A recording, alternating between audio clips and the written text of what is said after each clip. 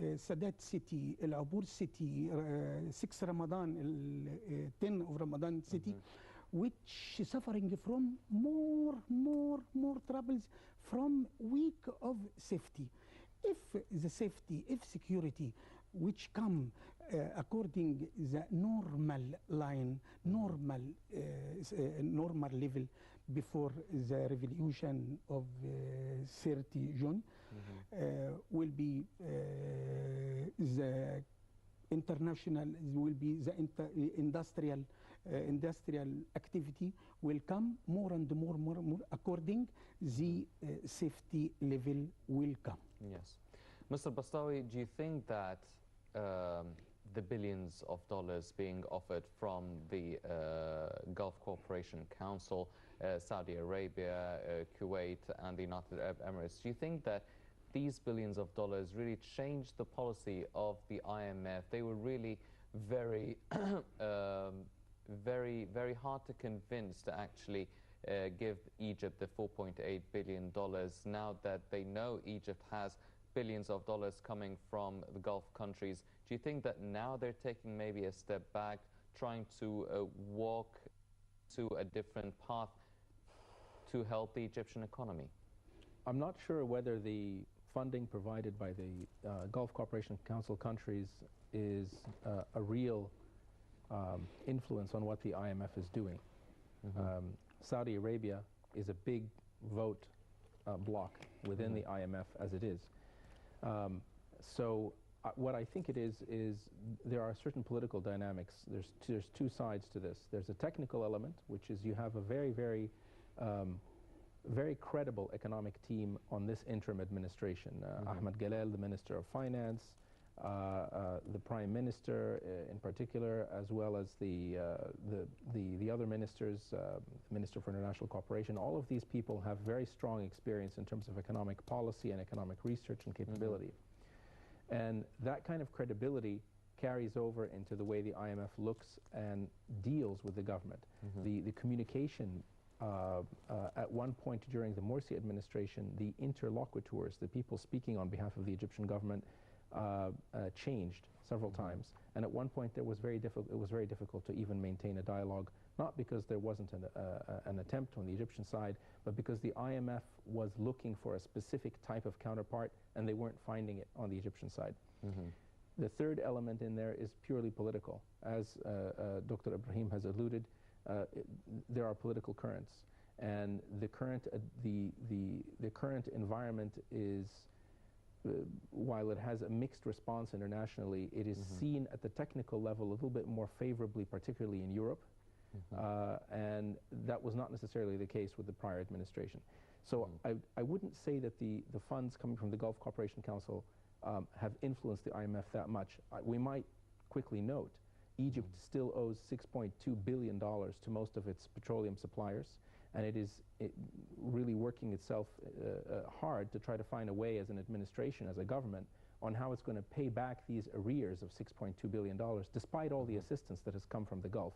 And that assistance shouldn't really be seen as aid. $12 billion came in, only $3 billion of that are grants. The other $9 billion has to be paid back.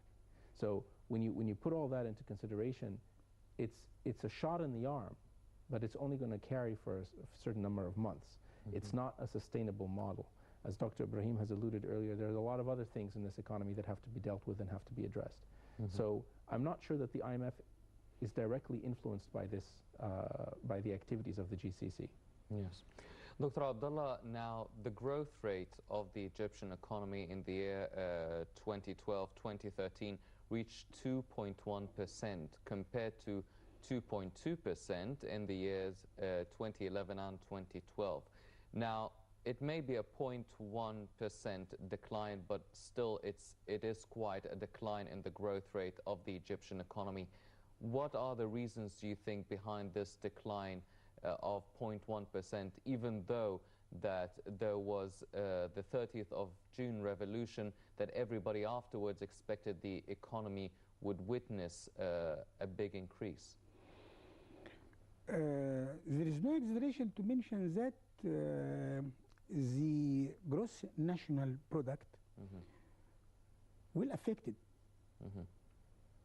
Will affect it by international aids, by international finance. Gross production, gross product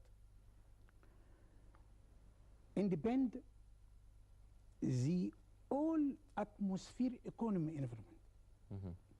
Not one factor, it's affected by it.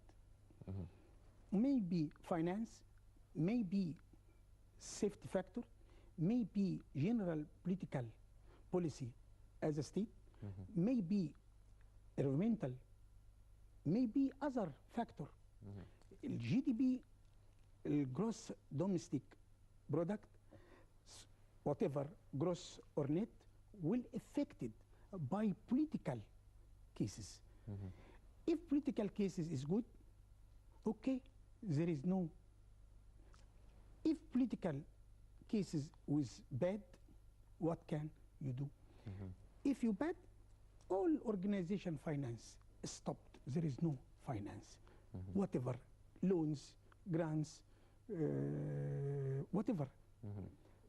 If good policies, good, all financial organization will offer whatever you need. The good policies Egypt, now it's interrupted. It's changed from time to time according the political case. Political case is very bad through the days, very bad.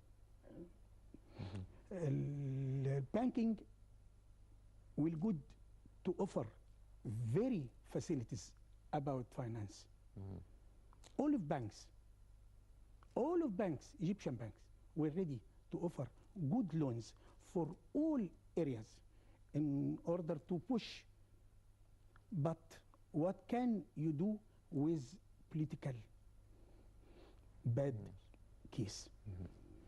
Mr. Bastawi, now that the IMF is offering to boost the Egyptian economy with a stimulus with $3.2 billion, now the Egyptian government was ready to force and impose some austerity measures in order to get the 4.8 loan. Do you think that still the government needs to, for example, raise taxes, lift the subsidies, the fuel subsidies, which really consumes about 20% of the state spending, which has risen really the budget deficit to 14% for the year 2012 and 2013?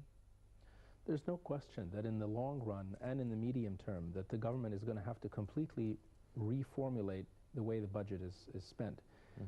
The expenditures structure, the whole concept of subsidies and what is subsidized and when it's subsidized and how much it's subsidized has to be scrapped in the long run. It's going to have to be changed. There's no question about that.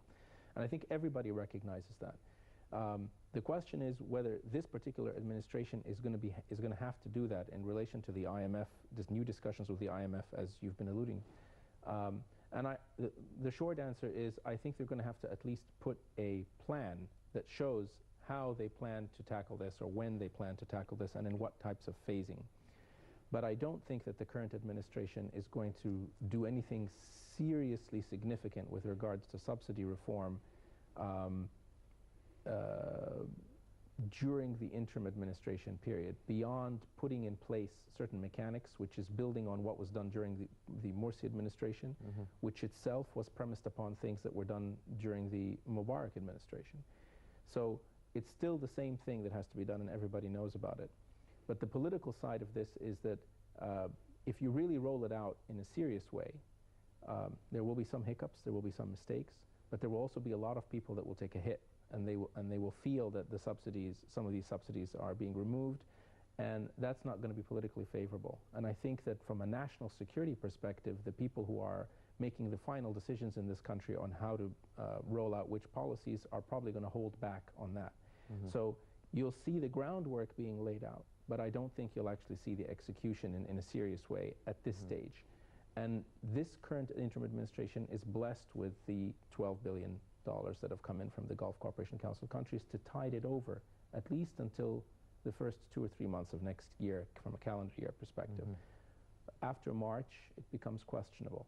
So no, the answer is no. I don't think that they're going to feel pressured by the IMF to do anything beyond to talk the talk. Well, it seems that everybody, even though nobody actually wants higher taxes or higher prices or subsidies being lifted, it is something that needs to happen for the Egyptian economy to move forward. Now, the administration of former President Morsi was reluctant to impose these austerity measures until at least after the parliamentarian elections. And now this interim government is hesitant to impose such measures until there is an elected parliament and an elected president in office. And maybe then afterwards, when we do have an elected government and an elected parliament and president, they would be hesitant to impose austerity measures to at least guarantee some public support. Do you think that this will always be an obstacle, trying not to impose these austerity measures for the Egyptian economy? Well, it depends on how the governance system in the country is set up. If you have an administration which feels that it has the political capital, either through legitimacy or through sheer power, to take the decisions necessary, they will take these decisions. No administration can avoid tackling this issue. At some point, it will become the reason that the budget will collapse. So the good news is that there's so much idle capacity in the country. There's so much productive capacity which is idle. There is so much economic malaise which is not linked to the reforms or the subsidies, but rather it's linked to the lack of a sufficiently secure space to work in, as Dr. Ibrahim mentioned several times, that the government, if it really were to focus on being able to address these issues, which it cannot until there is a constitution, and it cannot until there is an elected administration, or at least a perceived elected administration, that can demonstrate a sustainable policy and ability to stay in office for a period of time, until